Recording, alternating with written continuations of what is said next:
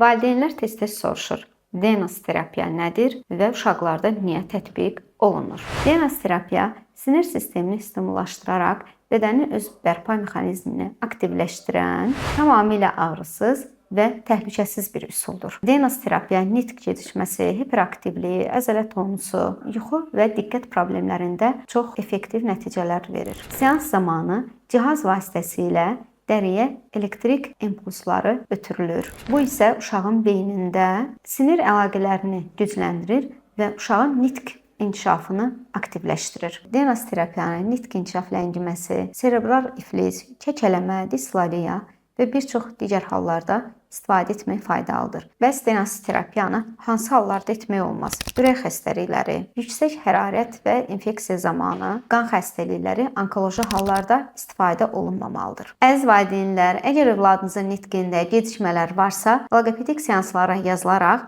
DNS terapiya ilə aradan qaldırmaq mümkündür.